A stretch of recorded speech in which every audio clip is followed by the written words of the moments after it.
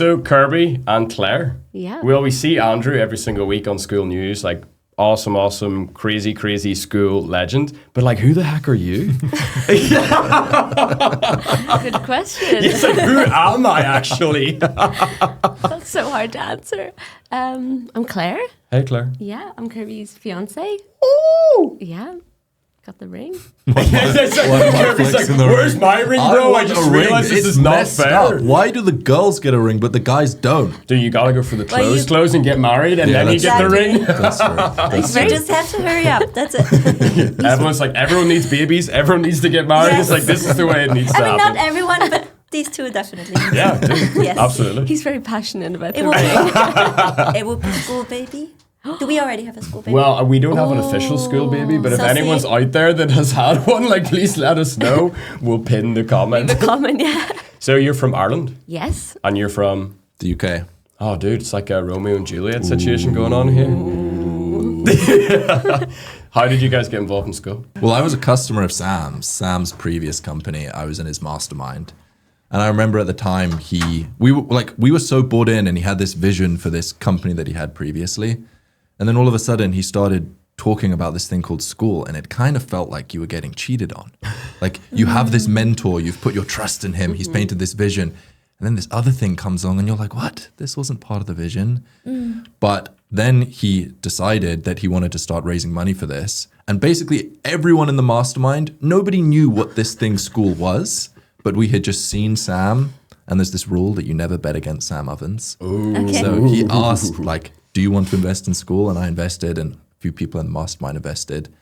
And then as soon as school came out, I was in a transition period where I had the YouTube channel that I was going well, and I'd shut down the business, and I was trying to figure out what to do next. And school had come at the perfect time where I had realized that I was a synthesizer. I was someone who solved problems and shared solutions, who learned and then taught what I learned. And I realized there was no community out there for other people that were doing that. So I launched a school community. It was the first free school community. Well, it's good to give you some props, because like you were the first school investor. Yeah. The first free community. Well, It's apart like, from Sam. yeah, well, apart from Sam. Exactly. I had no Yeah. idea. Dude, you're gonna First learn. investor, first free community. You're gonna learn a lot. It's like, what other firsts are there that we do? First school baby. First. Yo! Yeah, I was I like- came to tell you something. Oh my goodness! Imagine if that was the reveal. Oh my word! And so That would be iconic. that would but- be a moment. Oh, whenever it happens, like we can schedule something. It's like, yeah. So you're watching Andrew like go on this crazy entrepreneurial. You guys met in university, Yep. right? on the first day. In a kitchen. day. Is that what it was? Yeah, my mum met him first. Before he was a student of Sam or after? I hadn't even started my YouTube channel. Yeah, he I was like had just nothing. a student of like. He was a broke Yeah.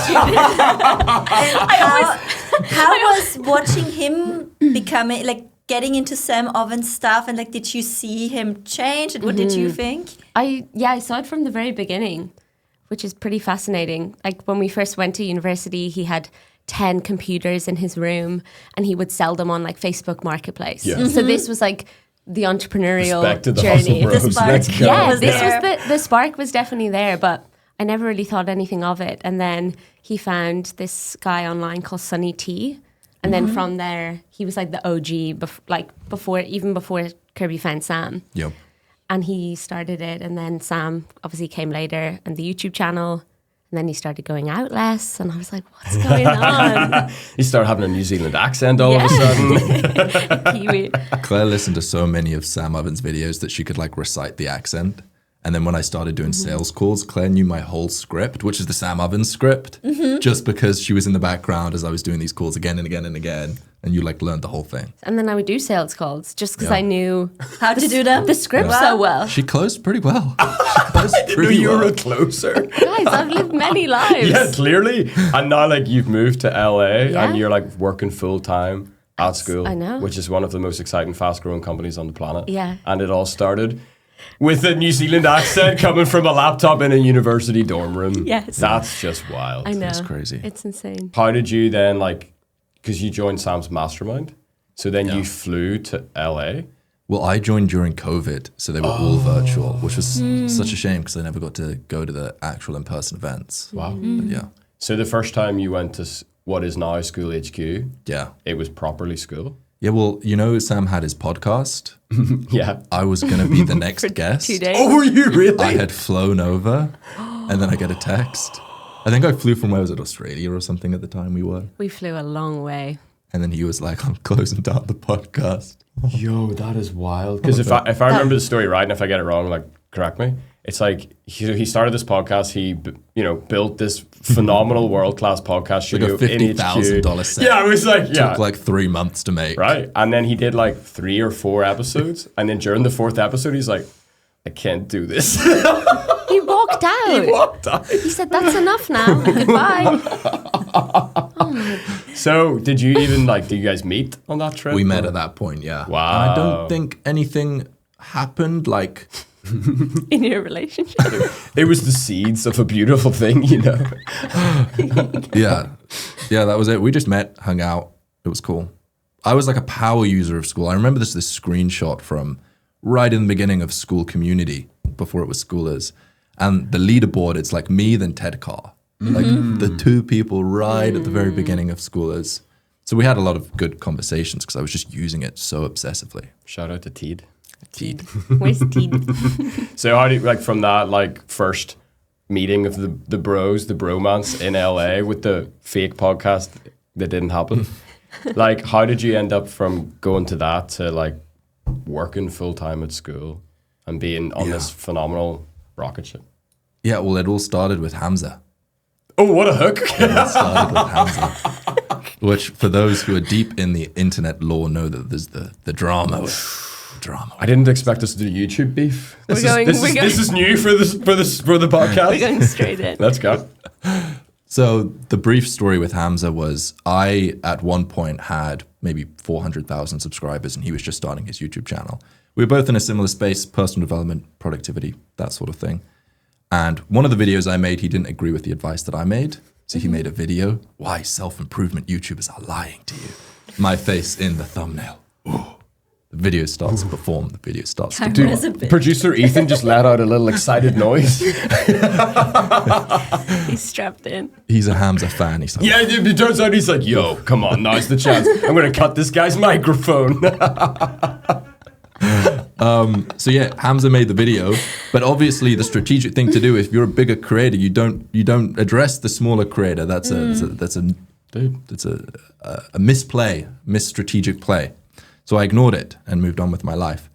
But then what happened was Hamza's channel blows up and he gets 2 million subscribers, and I'm like, ooh, maybe now's the time. The play for a has response. changed. Okay. The play has changed. So I made a video back, basically talking about Hamza and the problems with Hamza, because what Hamza was doing was I had a Reddit that I created about dopamine detoxing, and he was farming my Reddit.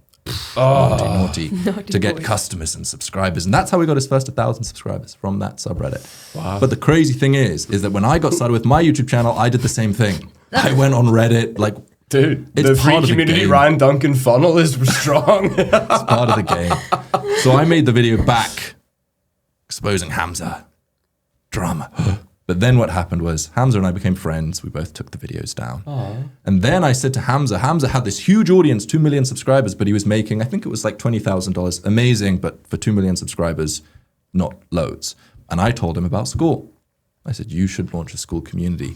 Here's how you should launch it. Here's how you should price it. Here's what you should do. I sent him a Loom video that was like, here's the play. He launches, he makes 200 grand in 30 days, from 20 to 200 grand. So the drama was over. With the same audience size. Same audience, exactly. Yeah, that's crazy. So then I said to Sam, was it valuable that I brought Hamza onto Skool? Ooh. And Sam goes, We all know the answer. So much value it hurts. he goes, yeah. And then I go, and would it be valuable if I brought more big creators onto Skool? Yeah. So then that was what I did to start at Skool. I was helping big creators launch Skool communities on the platform. You know, it's so funny that it just dawned on me in this moment. It's like Kirby brought Hamza onto the platform, and then you competed against Hamza in the first Skool games. It's like, whoa, how interconnected is this whole situation? It was crazy, yeah. That was, uphill battle because Hamza was on the first place of the Skool Discovery, which back then just got a ton of traffic because Hormozy pushed his audience into school. Oh, True. true. And About so- that. True. Whoa. I could just not outrun him because I also had an $8 community. Well, that's the Yes. thing. It's And like, he had $129. Yeah. And then I think a big YouTuber, Ali Abdal or something, Yeah. gave a Oh, yeah. bonus for when people signed up for him. And Ali had like 5 million subscribers or 4. So I was like, yeah. I could just not run, but I held it all the way to the last Right. day. And the last day felt like, you know, when you suddenly see like it's not gonna work out anymore and you're like, but that's the thing also about human nature, because the first dream was even to be in the top 10. Right. Right? And then you get this hedonistic adaptation and it's like, oh my goodness, I just got second. And then you messaged me, increase your price. So I was going to say, it's like, because I met Evelyn through like the third Skool Stories episode, and I was like, Evelyn, launched at $9.99 and like loads of people buy it. And like, it was one of the moments where I felt like, whoa, I'm dealing with like a rare Pokemon called Evelyn Weiss. She was like, I will not sell a price that is high because I don't want to. And I was like, who are you? And even now, like with the community, like the screen time community, it's like I found myself like falling into like I didn't even want to place on the leaderboard. And then I was like on like number 20 on the leaderboard, and I was like, oh wow. And it's like then it was like number 10, and then it's like number 7. I was like, wow, how amazing. And then like this weird part of your brain goes, happens. oh, we should climb higher. And then It's called ego. It's and called just like, ego, and it's called the I'm here desire now. for more. And then literally like I ended up like going way too fast with my community. I ended up like falling into a trap that I'd seen so many people on Skool fall into. And I was like, oh my word, I'm just like, this is like part of the Skool arc. And I was like, wow. So the games, like they brought this super interesting dynamic to Skool, because I think we both signed up for Skool like nearly the same day. Yeah, through the games with the hat. It was Both the hat. It saw was the hat that yeah. got us both in, Yeah. and then Wow. like I can't imagine I don't think I would have gone all in on Skool if it wasn't for the games. Yeah. So Same. you guys you saw Skool with before the games.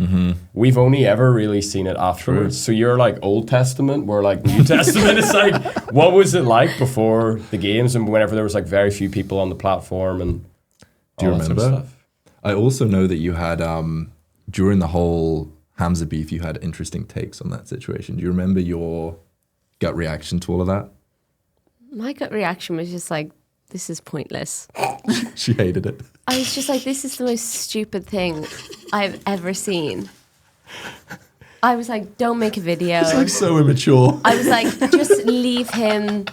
I couldn't understand it. I mean, I understand it more now, but it just felt like a game. That's It the was thing. kind It of a game. literally That is was a a game. game, yeah. Like I don't think Hamza had any hard feelings against me. I had no hard feelings against Hamza, but you're just playing a game. It's And like sometimes you the have thing to- I had in my head was like, it's like just two guys in high school that Yeah. are just like randomly competing against each other. Yeah. And then in the end, they just like give each other a big hug. It's like, Yeah. oh, you're Yeah. actually a bro. You know, That's like what it Logan felt Paul, like. KSI. Yeah. Not that we're them, but that's kind of funny. One of What us do is you mean? white, one of us is black. Oh slash yeah, brown. true. It's kind of similar. True.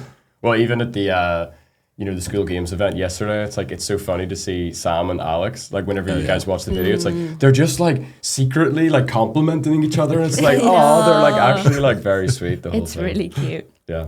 So I mean, go ahead. Yeah, I think that's the thing. It's like, I think with Skool, because it is gamified and it is a game, it allows you to play it in so many different ways. But because it's so real, you kind of run at risk of falling too far into it, and then to recover, you actually land where you're supposed to be. So I think it's the ultimate game is that everybody lands on their true self through Skool in one way or another. And because it's this ecosystem, you also find where you are most valuable in the ecosystem. And it's even with you with the podcast, right? So there's also an arc to it, kind of falling into, getting too excited about things, falling out of it, and basically, but through that, you find like your real place in the whole thing. And it's also what's really cool is it's kind of a 4D chess, because it develops and the new players are coming in and the landscape is shifting. So it's so interesting how it evolves as a marketplace and as a world in itself with all the different characters and all of the people you meet. It's like it's so fun. in a way. Something that Nav always used to say is that every Skool community is like its own mini planet. And so like, you know, this episode is going out in the schoolers community. Yeah. Yeah. And so like schoolers is its own little planet. And if you're not on the planet, you're like, these guys are aliens. Yes. It's like, what do you mean? A cat and a fire emoji so true. and school news is like, why is everybody wearing like rainbow logo stuff and like talking about passion, like making money by like, you know, doing things that they love? It's like, the outside world looks at it and they're like, what is going on in there? But once you step into it, it's like you get the culture and you get the energy and you get the passion yourself. And yeah, I just like became aware in this moment that like every single one of us, like around the table, we started on Skool with a community. And then we ended up like working in some capacity. Like Evelyn's now running the ads. Both of you guys are full time. Yeah. It's like I get to do the podcast and it's like, wow, this is like strange how one little website can bring so many diverse, weird people together. And like you were saying, it's like everyone has a role to play. Yeah. Everyone has like a part in the Skool Planet ecosystem. It's like, oh yeah, it's like that's like the big music guy. It's like Goose is doing a world tour. It's like this is like the marketing person and this is like the fun crochet people and we got the calligraphy twins and it's like, wow, what a fun planet to be a part of. And where else do you have even the opportunity to influence software business or, you know, any company to that extent where it's just, I mean, I think, I don't know, you know Simon, you can speak to this, but he thinks so differently than anyone I've met, like in business. Yeah, it's called autism. Dude, it's the ultimate superpower. That's what I've learned. Have you seen those reels about we need to weaponize autism? It's so good though. Like, Kirby's favorite. some of the best people, like Sam is a genius. He is 100%. like a Is it like hyper-genius. actually? What, autism? Yeah. I don't know if he's been formally diagnosed, but I think everyone's on the spectrum, right? It's a 100%. spectrum. Well, now yeah. I'm glad I talked about this once and you didn't care. Now I know why you smiled like that when I said But it's almost like video game character points. It's like Yeah, exactly. you only Yes. get like 10 and you can spend them in different areas. And it's Yeah. like, it's like some people are maxed out at like the ability to see the world through a very different lens that allows them to build a very, very, very complicated product like Skool. Yep. Can you imagine if like we started trying this software company? It's like, Oh my goodness. forget about it. Yeah, you were speaking about like people finding their place, and it feels like Sam has found his perfect place. Yes. All of his unique quirks, the things that he obsesses about far beyond what is healthy or natural, it's like perfectly fit for Skool. Yeah. And there's something so beautiful when you see someone that's in a role that's so perfectly fit for them. Yeah. It just feels like, oh, the world is right. Like there are Yes. very few people that could do what he's doing, but he's doing it to an extraordinary ability. And I think what also happened with Skool, you were talking about like different people in different places. What happened at the end of last year was things were wrong, right? There was a configuration of things. There was this hustle bro problem. There were the right pieces of the puzzle. The right people were there, but the configuration was slightly off. And what happened all this year was that the pieces fell apart. Right. Matthew, Skool Stories stopped. Yeah. Goose went away. We didn't see him. He was doing his tour, but we didn't see him. Nav went away. All of these people, and there's like dozens of people kind of drifted away. But what it feels like has happened in the past few days is like, It's like a Yeah. homecoming. like a everyone. reassemble. It's Yeah. so strange. everyone's come Yeah, back, and the configuration feels better than it was before. Totally. It's really cool. And I do think that is like a really good like meta for like the entrepreneur's journey or like the community owner's journey on Skool, where it's like you'll try so hard into one thing and then it's like it won't work and then you fall backwards. You're like, oh no, it didn't work. And it's like, but then 1 year later, it's like you have an idea. It's like, oh, that old thing like now works here. It's like, but it's like I just have this fundamental belief that nothing is wasted. And I feel like Skool, the way it is designed as a product and the nature of communities in general, is that like it makes it really, really easy for things to boomerang back around and get better and better and better every single time. It's like Sam, I think. Sorry. everyone wants to talk. No, you go. No, you go. No, you go. In that configuration of people finding the right place, I found it really interesting to see your journey through everything you've done. For the people that don't know, can you walk through your like career trajectory and where you've ended up now? Because it definitely feels like now you've found yourself in one of those roles where it's like it's made for you, and I don't know many other people that could do it. We are launching your story into the Skool ecosystem. Let's People need freaking to go. know. Okay, where do I Start start? at uni. What were you studying for? Okay, so I'm the executive assistant for Skool. Cool. Basically, just means I'm trying to keep everything Dude, you're the Skool mom. running. Yeah, literally, it feels like that. It really feels like that. And Also even, from the warmth and the nurture and the feelings, that's I think it's something that it adds across like all the like that's the invisible stuff, like you can't touch but you feel it, like that it's welcoming and the being wanted. I think you bring a lot of that. Oh, thank you. Warmth. And mums just like they get all this, they catch all the stuff that everyone else drops and that they don't see. And it's like even at the event yesterday, like we're like huge props to Claire. It's like, that event is like a huge event to bring all these different, school games winners across all different categories and personalities and countries around the world. And it's like, and you were just the mum that just like made sure everyone got there, everyone had water, everyone was like, it's like, phenomenal. Thanks. So what's your origin story? I guess that part of my job is like invisible strings, it feels like. It feels like I'm always doing things behind the scenes to make things feel more seamless. And every community needs a Claire. Well, put that on a t-shirt. She's at capacity at the moment, but so going back to the beginning, we met at university. I was studying nursing, so very, very different. I didn't know you were a nurse. Wow. Yeah, because this is what me and your wife bonded over. That's right, yeah. Yeah, so I was studying nursing, 3-year degree, finished early because of COVID, worked. Yeah, like Claire was studying, right? You need to learn the skills to be a nurse. You can't just be a nurse. But because COVID happened, they said, we don't have enough nurses. You don't get your full education. You're not ready, but we need you. So step up. And we'll pay you. So it was supposed to be unpaid placement where you like learn on the job. And then they said, you're finishing 6 months early. It won't be a placement. You're going to be actually working and we're going to pay you. So we were all broke. So we were like, money? Okay, we'll do it. Good. But then money, good. Money, good. I mean, it wasn't very much money at all. But when we started working, we had like no support, and it was in the middle of COVID. Well, not even the middle, like the very beginning of COVID. So then worked all throughout COVID. Like how many patients? Like in a major trauma unit. Oh. So we would have like horrific accidents, from like car accidents to like train incidents, paragliding, like very extreme injuries. And then obviously because of the lockdown, people stopped kind of going out. So actually the accidents went down. But then we had to look after COVID patients. And then once the lockdown would finish, the 25-year-old boys would go back on their motorbikes and then get in accidents. I'd like look after 12 patients at once for 13-hour shifts. It's very, very, very intense. It sounds like you were building high capacity. Yeah, the capacity was going and then it just stopped. After like a year and a half, I was like, I can't do this anymore. Yeah, well, Claire's the sort of person that will do things to 120% capacity every day. And as a nurse, working 13-hour shifts and night shifts. With 12 patients. With 12 patients in a major... You just can't do that. Like, you just can't be the best version of yourself every day because you burn out really quick. Yeah. Right. It's like, you have to...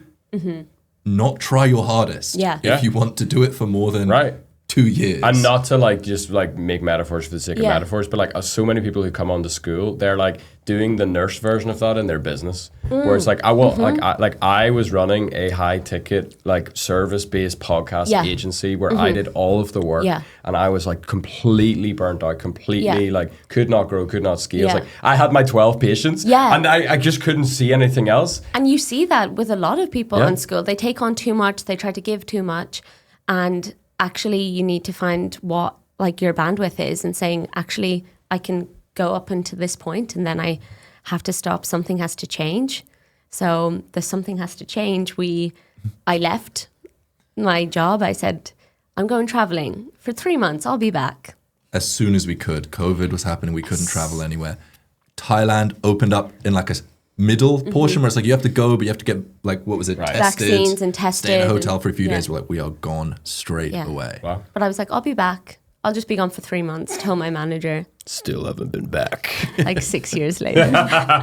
She has not set foot in a hospital. Something I think is very interesting is so like I grew up, my mum is like a social worker background. Yeah. She also used to be a nurse. Like my sisters are the same. Yeah. So I grew up with this like heavy, like in order to help people, that's what it looks like. Yeah. And then when I was that age, I was like, oh, business is bad and business is like just like selfish people who want to make money. If you really want to do good in the world, it's Yeah. like you will like be a Mother Teresa Yes, type character. it's true. So for you, like what was it like to step into the world of entrepreneurship, and how did you start to realize, whoa, I can change the world through business? That was a really hard transition because in my mind, I felt so much of my identity was wrapped up in being a nurse. Like anybody you say, I'm a nurse, they're like, oh my goodness, shake your you're hand? amazing. Yeah. And I'd worked really hard for it. And then I just left it all behind and then didn't work for 6 months, just used the tiny bit of savings that I had, and then got into the world of like entrepreneurship and this strange online business space from this job application that I took on Twitter for Tiago Forte to be his social media specialist. And somehow I got the job with like no experience of doing that before. Yeah. And then I was his like tweet writer for a while, managed all his social media, launched his book, Building a Second Brain. Became a #1 bestseller. Which is how I know him, Wow. like through Became- that and then the Notion stuff. It's like Tiago Yeah. Forte is like everyone around me for like that time. Yeah. It's just like, you gotta listen to Forte, you gotta get on Tiago, like that. And then it's like, oh wait, that was Claire. Yeah. I have that book. Yeah. yeah. Yeah. Yeah. That was Yeah, it's crazy. such Well, what a... happened was you started running out of savings, and we were like, okay, are we yeah. going to stop traveling, or are we going to figure something out? And we definitely didn't want to go back. You have to figure something What were out. you doing in that time? I think Just I was fighting with Hamza, just like wrestling in the mud in Thailand somewhere. Well, I had my previous business. I grew the channel up to 500,000 subscribers. I had monetized it effectively and was basically just trying to figure out what I wanted to do next. So I did so many different things. Like at one point I was helping Rian Doris with his YouTube channel. At one point I had like a mastermind. At one point I had just a lot of different stuff, trying to figure out what to do. We have this like tweet from you. That's one of our best performing ads. When you now say you figured out how to monetize as a creator, can you speak to that? Because Yeah. I think, even people with large audiences and Hamza making 20K with 2 million people, it's like not that he was bad at it, it's like what it normally looks like best case. So I would love to hear from you kind of what you figured out around that time. Yeah, I think it depends on the creator. Basically, you have to add the most value to your audience as possible. So you have to figure out what problems they're having, what desires they have, and then figure out how you can best solve those things. The biggest thing with big creators is the launch. Like if you can figure out how to do a launch to your audience, that's where things get crazy. And did you learn that from him when you were doing the launch for the book, or was it the other way around? Like how did you guys during that time learn from each other? Yeah, we definitely helped each other. Well, Kirby like helped me get the job initially because he was like, do this, over deliver, like write a tweet thread. It's so classic. If you're going for a job interview, they ask for this, Yeah. just give them a bit more. Yeah, And yeah. it's like immediately it sets you out from everyone else. Yeah. And they were like, you went above and beyond. And I was They like, asked for an application. Claire did the application and wrote a Twitter thread for them. Oh, very good. So that it they was could like- actually use. Like they could just post tomorrow. Yeah. So they were Super like, cool. this is really valuable. But that was like all Kirby's idea to get me to stand out, I think. So cute. It's Yeah. like a power couple, and you guys both go on this like, journey, and then all of a sudden it's like you come together, it's like, "Dah!" It's like the full on hard. Yeah, oh, it's the heart. Oh, Evelyn, nice. Like, wholesome AF, that's good. It's funny because we like, I don't know, being a power couple has so many, it has like, that's not something we identify with. Like we would not say that we are a power couple. Sure, that's why I said it and not you guys. Back to the launch. Yeah. Because I think Evelyn's like, I people- need the value. No, people need to know this because Yeah. it's like I think that's one of the biggest questions. Is like, how do I launch on Skool, right? If I already have an audience, and then also, what would you do if you don't have an audience? Should you already start a school before you have one? Can you speak to that? Because you see so many communities, both of you Yeah. see so many communities launching every day. Yeah. Yeah. Well, I think the biggest mistake that people with an audience make is they think they need to have like a full course built out before they launch. And that's so silly because once you have people inside of a group, you can build a course with them and it's going to be so much better than before. That's like the biggest mistake that people make. But really, if you just know your audience really well, and if you don't know it, you can speak to them, you can get on calls with them, you can do posts with them. You basically just need to find an angle. Like that's the biggest thing to make the launch work well. What is the unique angle that you can bring to the market that makes this a really exciting, interesting product? And if you can find that, it makes the launch so much bigger. And then you want to like view it as like a pressure cooker.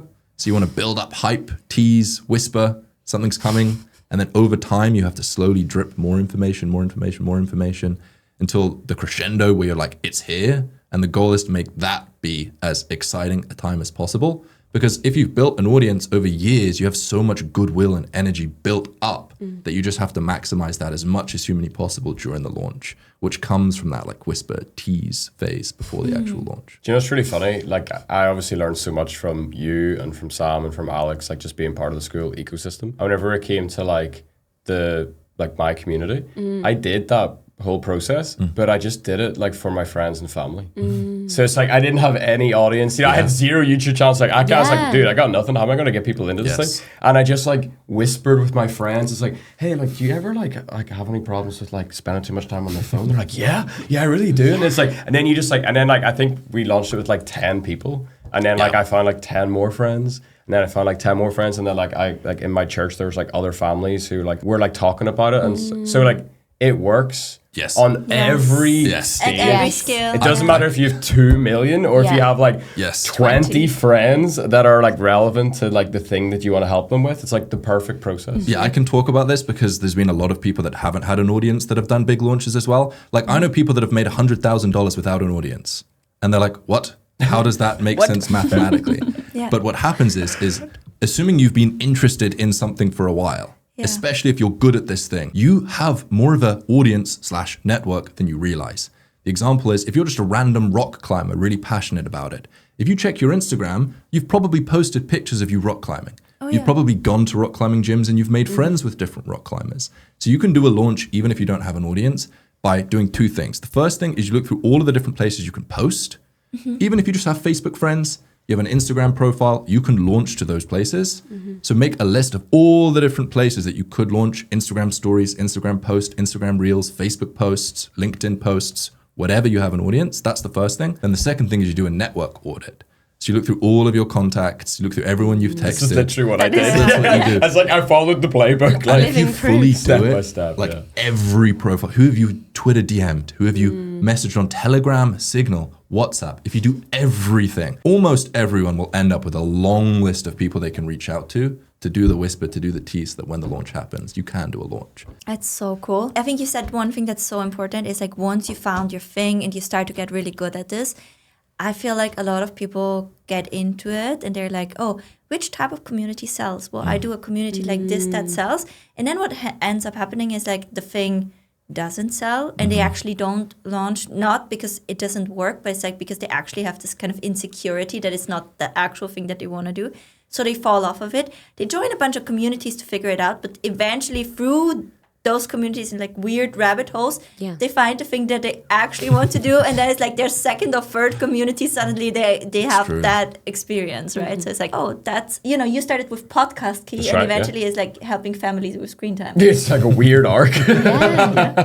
Yeah, I started with stoicism videos, then productivity, then personal development.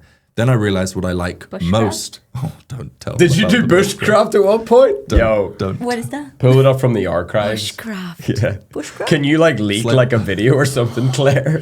It was SEO. I bought some SEO course through WordPress. and they told me to start a blog.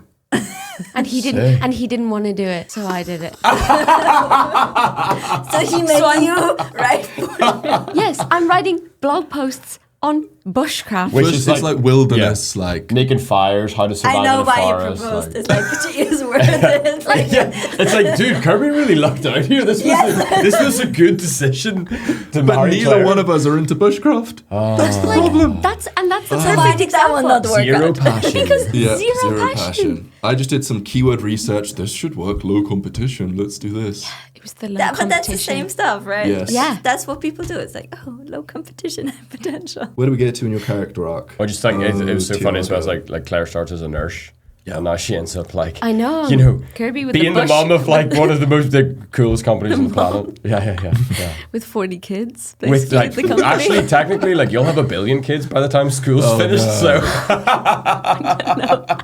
So, yeah. So how did you then? Yeah, like what happened next in your story? So was working with Tiago was an amazing experience. That was like the first time we actually came to LA was for our team meetup, because he lived in Long Beach. And I was like, I'm going to LA. Like, I work for this US company. I went from getting like NHS pay in the UK to which is like £25,000, which is probably like 30,000 per year. dollars. Yeah. And then I went to earning like 75K with Tiago, and I was like, I can never make more. I was like, you saying that. You were I like, said that. I I said, will never make more money than this. Yeah. Is what you said. I was like, I'm rich. Like, Right. this is like But all. like we're from Ireland, right? Yes. So like, what did your friends and family like think? It's like 75K a year is like it's not real. No, Yeah. I don't think they knew that, but they saw me in LA and they saw me with this like US company, and they were like, I don't think people understood, because they were like, why would you leave a stable nursing job to go to this like weird, super niche company with 8 people? Like, that doesn't really make sense. Right. But I knew that it was the right thing to do. And that really opened so many doors. After I stopped working with him, I then was like, I'm just thinking of all the chapters. Like, there's a lot of chapters to the story. there's so many chapters. There was a few other creators that you worked with similar to Tiago. Well, basically what happened was Tiago Ford is like the biggest creator in this niche of note-taking, knowledge management, they call it. And he was the biggest, and Claire helped him launch the book, best-selling books. Now all of a sudden, all of these other note-taking influencers course. start reaching out. Dude, if only you had a school community, it's like I help note-taking influencers. Like, Truly, because That actually would be really pretty good school community. it's a perfect Yeah. passion niche thing. It's yeah. unreal. Yeah. So there was that. Then there was then a recruiter. I did recruiting in the middle, very random, and then Almost got suckered into a cult. Oh, dude. That's a story. Tuesday for me. That's a story for another day. I dodged a bullet there, but yeah. You just. But that's an interesting School thing, is though, a to cult. speak about, because we get these acquisitions. School is a pyramid scheme. School is a cult. Like, and I this think was when you different go level. into the like online space, for people, it's very hard to tell the difference, right? Yes. Because there's a lot of hype everywhere. How do people vet an opportunity, and what are the red flags for like the future when you're like, okay, don't get into any of this? Like, what did you notice? And we don't have to call out the company or anything. But. With that experience, it was like strange how it came about. Kirby like met this woman. They had a call. She seemed really interesting. Kirby was like, oh, Claire's like looking for a job. This was after Tiago. Claire's looking for a job. Do you need anyone to like help you with recruiting? Got on a call with her. She was like, you seem great. Let's hire you. But I'd never done any recruiting. And then it all seemed fine. And then things started getting weird when people like cross the boundary of work. Professional and personal. Yeah. But in school, that also happens like all the Yeah, time. No, that's true. She outright came and said that she came from a cult. Oh, well, she made it pretty clear She then. made it pretty Yeah. clear. Like, there was a lot of red flags, but sometimes people, like if someone's extra friendly, it's like kind of a red flag, but they're just extra So friendly. it's like love bombing exactly, kind of type. exactly. Yes. Okay, that was got exactly it. what it was. I think like we're obviously all like ride or die school people, and Yeah. also it's like we're aware of reality. It's Yeah. like school is a place where like millions of people can come together, and as part of that, it's like a useful skill to have is like knowing who to trust and who not to trust, and like you're in Schoolers, and Schoolers are like one of the most fun places on the planet. Yeah. And like someone will slide into your DM someday and maybe like ask you to do something or an offer. So it's Yeah. like, how can we keep ourselves like safe and like keep our eyes open while being on this super exciting, passionate ride? I think that's like an interesting lesson from your experience. Yeah, definitely. And also trusting your gut with these things, because I definitely didn't have the best internal gut feeling towards that situation. Yeah. But I ignored that. And then, Yeah, it's like pretty- it always does, it comes around Right? and shows its true colours. It's pretty easy to appear credible on school when you have little credibility. That's the dangerous trap. There's a lot of people that, they look pretty credible. Yeah. And then you look at their work, or you start working with them, and you're like, this person sucks. Yeah. That happens a lot. And it's just like your journey. It's part of the journey. It's like trial it's and totally error. fine if like your first community doesn't Yeah. work, your first job as a community admin doesn't Yeah. work, or your first friend on school maybe betrays you and lets you down. It's like, no, it's like you gotta keep going, you gotta keep finding the way. Yeah. Actually, you would have loved this. Like at the last podcast, I was talking about the little Irish blessing where it's like the road rises to meet you. Oh, yeah. And it's like when you take a step forward, it's like the road will come, but Yeah. you gotta keep stepping. What was it like for you guys to like completely uproot your lives and move to Los Angeles? And what's your plan? What are you currently doing? You got it. You got it. It was good. We've been traveling a lot, so it didn't feel super crazy, and it's great to be where the action is and be in the office every day and learning from people and knowing what's going on and seeing the behind the scenes, and the weather's great. Sucks to be away from family. Like the biggest thing is I have a niece who's like, how old is she now? 2. Yeah, and it's been a year since we've been back. Oh yeah. And a lot changes between 1 and 2. That's the part that's like, ugh. Yeah, my wee girl's 2 at the minute, so I just see Yeah. it like, Yeah, Between 1 and 2, the difference is totally different. massive. When you were on school and you helped the creators, you then transitioned when Hormozy came, Yeah. right, into the games. Yeah. Because that's how I got to Yeah. know you and experienced you. So I keep telling Sam that I missed the school games community, the way it was and the way it was shared. Were you already on school at that time? Or where were you at that time when the games came around, when when Hormozy came? I was still just working separately, but still knew so much about school from Kirby. Like he would share so many things. So I feel like secondhand I was learning behind the scenes. And that was also probably when a lot of momentum came on school, right? Yeah. Also, you've been an admin in my community since the very beginning, so you Yeah. kind of like saw the evolution, just not super proactively. Yeah, almost from like a bird's eye view, Yeah. which actually makes it feel crazier because you're like looking down at it changing so rapidly. How did Synthesizer change, like when you look back? So much. Like it was, when I was first there was like 10, 20 members. And now there's, 30,000? Yo. Like crazy. It's insane. And people's lives have really been changed. And like when I see the posts, it's so easy to just be like, oh, this is another post. But there's people behind it. Like somebody came up to Kirby yesterday and was like, you're the reason I'm here. No, two people were like shouting him out yesterday. Yeah, which is incredible because there are only 2 people. And how many people have made posts? Yeah. I mean, you personally helped me so much on the platform. Yeah, like, big time. Yeah, it's crazy. When you're just online, you forget that there's people on the other side. Yeah. It's like, you know it's a person, but you don't feel it's a person. But when you meet someone in real life and they're like, I have 3 kids. There was this one guy and he was like, I teach Spanish. If you tell someone on the street, I teach Spanish, they just assume you're some broke Spanish teacher earning $20 an hour. This was his words. He was like, I earn $30,000 per month doing whatever I want to do. I support my whole family because of this. And I wouldn't be on school if it wasn't for you. And my whole YouTube strategy was copying one video that you made where you were walking outside with your phone. And now I do that every single day. And I'm like, wait, what? Yeah. You're like a real human? This is insane. Yeah. And for some reason, when there's family involved, for me, the impact feels so much more real. Like helping someone make money is cool. But when that person has kids, for some reason, for me, that's like, whoa, like that's not just impacting a person, but a family. That's cool. and you have to think like those are the cases you know about. Yeah. Right? But there's so many people picking up so many small things through the lines. Yeah. Right? So that was for me when I transitioned to school, everything was new. It's a completely different way of doing business as well. Much easier once you get it, like once it clicks, it's so much easier. But I would have not been able to make that transition if it wasn't for all of the posts with all of the micro insights. And even I remember you had these graphics, right? Where it was like, I think it was like a pyramid. It's like the guru down Yeah, I versus was on just school. thinking about that one. Yeah, and yeah, I was yeah, like, yeah.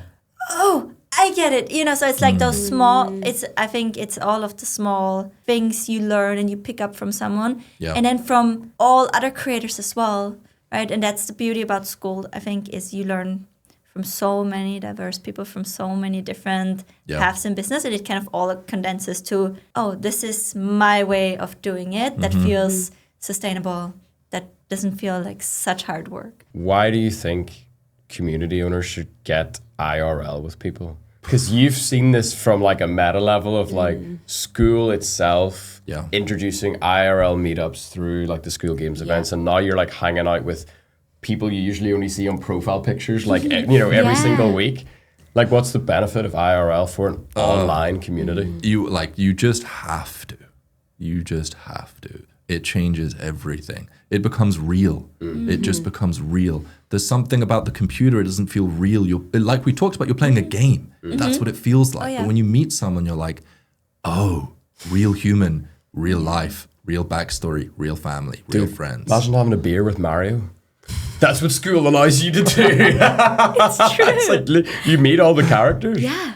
Yeah. How do you make it a good experience? Because that's what you also do right now, right? So like one of the many things is you organize the events, you make sure to set the space for people to connect. I think it's making the experience the best it can be by just thinking of everything that could go wrong and trying to mitigate it, but then also knowing that nothing's ever going to be perfect, which I have a hard time with. I like to make things good, but yeah, just knowing you've put in the work, you've done all you can do, and now the event will take place. And it also, people are going to make their own journey. Like people are going to talk to people they've been talking to online.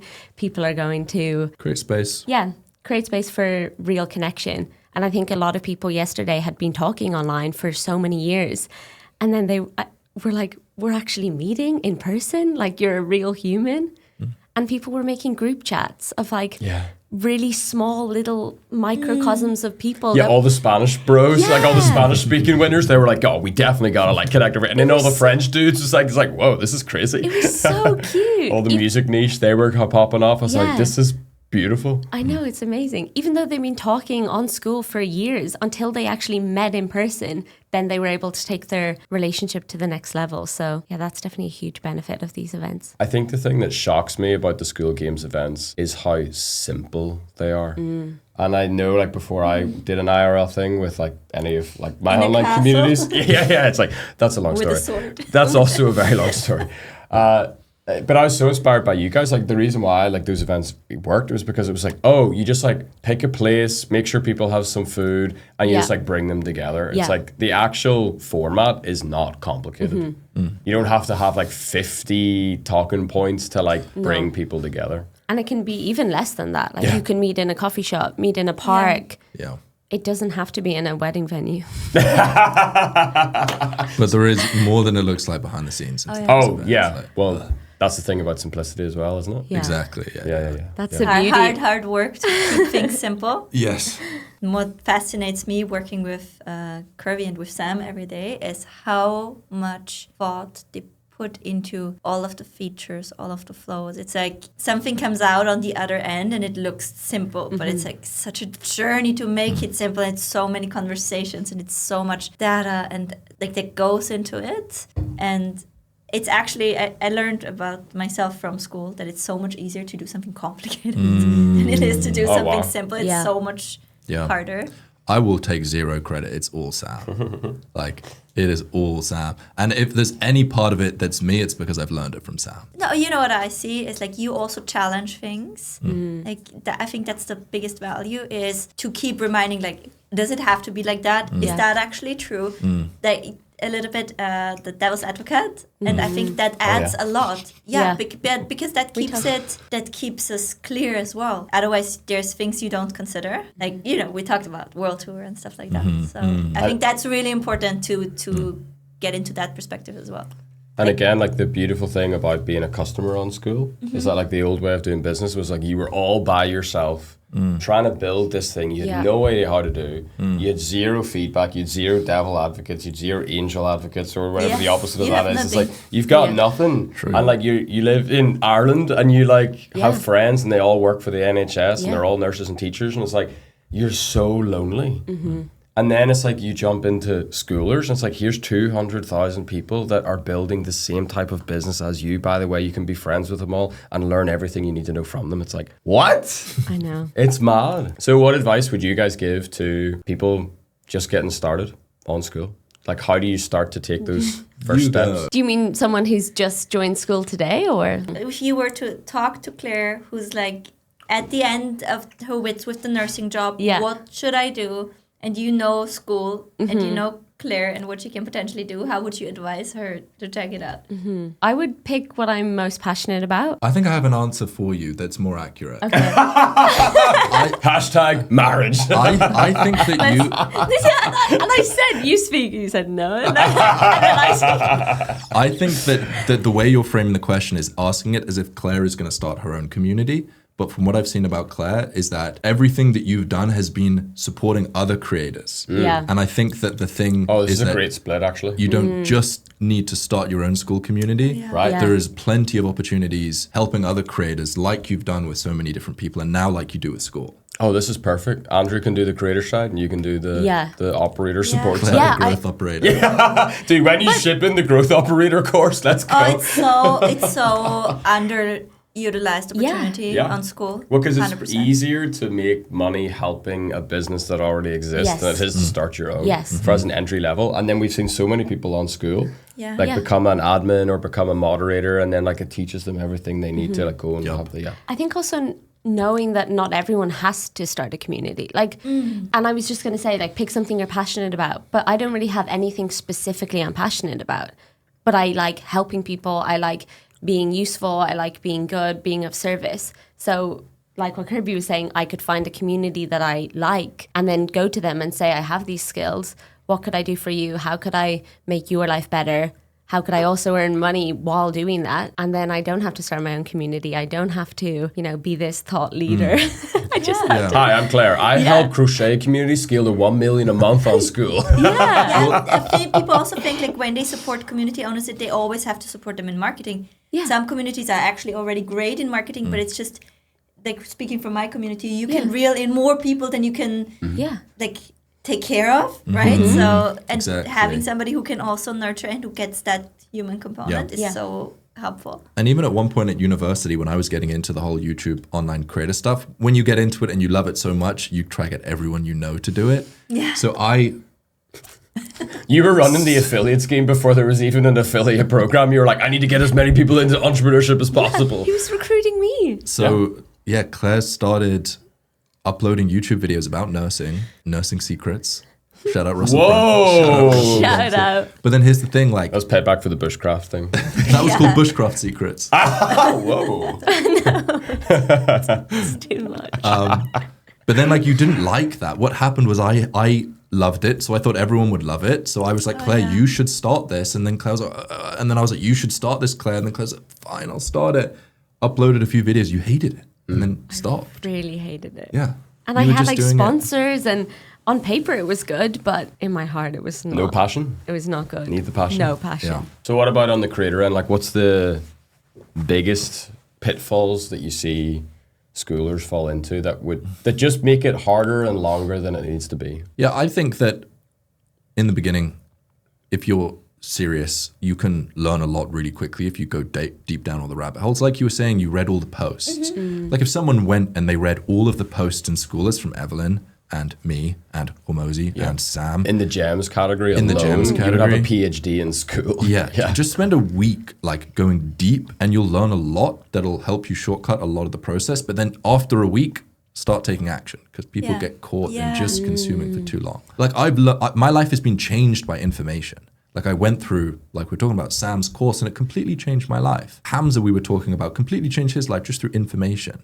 So if you learn the information and you obsess about learning it for a limited period of time, you can completely change your paradigm, your knowledge pretty quickly, and then you just implement what you learned. Yeah, it's like, how do you get good at a video game? Practice. How would you recommend? So we just discussed. There's probably creator souls, and there's probably supporter souls. Sounds like it's not as important, but I think it is as important as creator. It's just like a being of a different breed. I don't know. Yeah. How do you know, or how would you go about finding your place? If you see Skool and you're like, this sounds amazing, but I don't feel, passionate about something, or I wouldn't know what my thing is, or I'm doubting what my thing is. How would you go about figuring out where your space is? All I know is that I tried a lot of different things. Like Yeah. I I talked about stoicism and productivity and personal development, whatever it was I was interested in.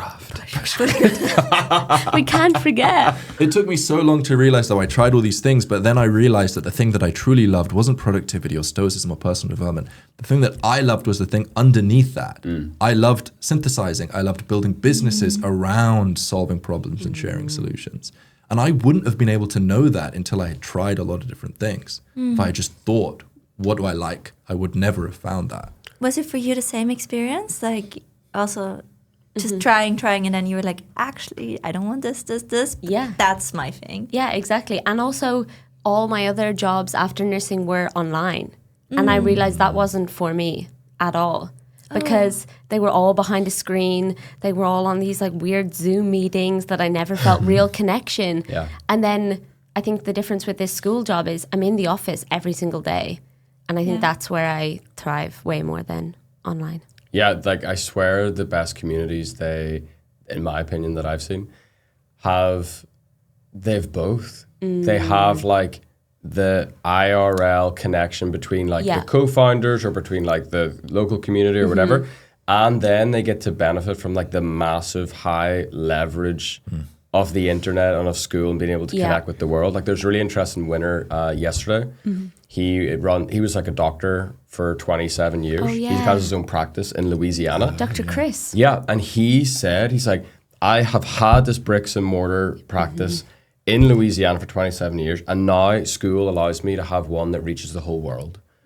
And it's like, wow. That like, was insane. You can do that. And again, like coming from like that Irish mentality where it's like a little village type business, you can still do the passionate thing, like, you know, your little local bushcraft thing that you love. You now can scale this to be a global enterprise. It's true. When you were realizing, you know, that, because I can so like resonate with that. It's like you go from 30,000 to 75,000 a year, and you're like, I'm making this insane money now. Nobody ever is gonna pay me this much again. You know, like when they figure out, you know, kind of situation. And then you get into the entrepreneur world, and then you see like, wait a second, you know, I'm not like maybe such a unicorn. It's like there's so many people, and it's just, I think that's one of the biggest things that school also showed me, because I had my memberships before, and I was like, oh yeah, I run online memberships, and I'm the only person in the world like doing this. And you know, and then you go on school, and you're like, wait a second, there's all these people, and maybe I'm just scratching the surface of what's possible. So maybe can you speak to like seeing what's possible on school through all of the communities? I think like what you said, it really just opens your eyes to realize that there is so much more out there. Like that 75K thing, you look at that on school, like you said, there's so many people making that per month. And also knowing that if you don't want to make that per month, that's also okay. Yeah. But also knowing that if you do want to, that's also okay. And you can do both. And there's opportunity for both as well. Yeah. Yeah, there's something beautiful about the internet, because you see everyone doing everything, and it removes so many limiting beliefs. Like growing up, neither of us knew people making a lot of money. Neither of us knew people working online. Growing up, there was only like 10 jobs you could get. You could be a teacher, you could be a doctor, you could be a firefighter, you could be a policeman. Now it's almost like whatever it is that you love, whatever bushcraft, whatever it is that you love, you can build a full business around that. It's crazy. Yeah. Like you can turn yourself into a business. Yeah, true. Because Dude, it's like you can monetize your personal growth journey. Yeah.